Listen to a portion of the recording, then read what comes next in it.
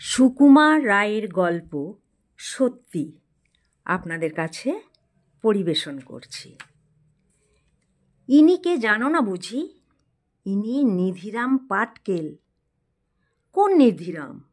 যার মিঠাইয়ের দোকান আছে? আরে ধুত, তা কেন? নিধিরাম ময়রা নয়, প্রফেসর নিধিরাম। ইনি কি করেন? কি করেন আবার কি? আবিষ্কার করেন।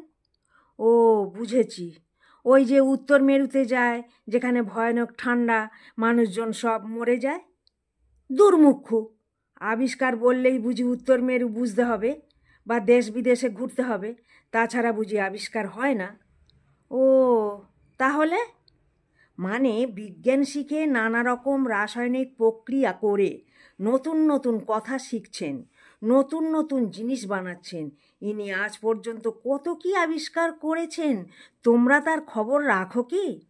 ওর তৈরি সেই গন্ধ বিকট তেলের কথা শোনোনি?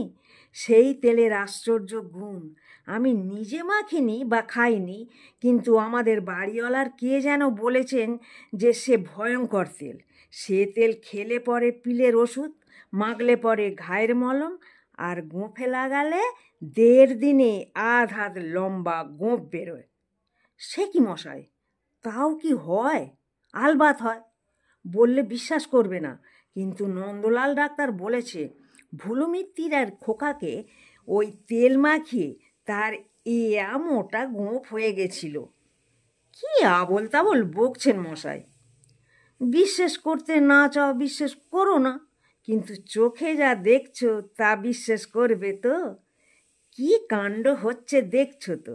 ওই দেখো, নিধিরাম পাটকেলের নতুন কামান তৈরি হচ্ছে। নতুন কামান, নতুন গোলা, নতুন সব। এ কি সহজ কথা ভেবেছ? ওই রকম আর গোটা 50 কামান আর 1010 গোলা তৈরি হলেই উনি লড়াই করতে বেরুবেন। সব নতুন রকম হচ্ছে বুঝি? নতুন না তো কি, নতুন অথচ সস্তা। ওই দেখো কামান আর ওই দেখো গোলা। কামানে কি আছে? নল আছে আর বাতাস ভরা হাঁপড় আছে। নলের মধ্যে গোলা ভরে খুব খানিক দম নিয়ে ভস করে যেমনি হাঁপড় চেপে ধরবে, অমনি হুস করে গোলা গিয়ে ছিটকে পড়বে আর ফট করে ফেটে যাবে। তারপরেই তো হচ্ছে আসল মজা। গোলার মধ্যে কি আছে জানো? বিছুটির আরক আছে, লঙ্কার ধোঁয়া আছে, ছারপোকার আতর আর গাঁদালের রস, পচামুলোর এক্সট্রাক্ট আছে, আরও যে কত কি আছে তার নামও আমি জানি না। যত রকম উৎকট বিশ্রী গন্ধ আছে, যত রকম ঝাঁঝালো তেজালো বিটকেল জিনিস আছে। আশ্চর্য বৈজ্ঞানিক কৌশলে সব তিনি মিশিয়েছেন ওই গোলার মধ্যে। সেদিন ছোট্ট একটা গোলা ওর হাত থেকে পড়ে ফেটে গিয়েছিল, শুনেছে তো? তাই নাকি? তারপর কি হলো? যেমনি গোলা ফাটলো অমনি তিনি চট করে একটা ধামা চাপা দিয়েছিলেন, নইলে কি হতো কে জানে।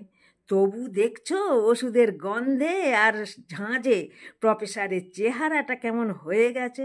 তার আগে ওর চেহারা ছিল ঠিক কার্তিকের মতো, মাথা ভরা কোঁকড়া চুল আর 1 হাত লম্বা দাড়ি। সত্যি? সত্যি নাকি? সত্যি না তো কি?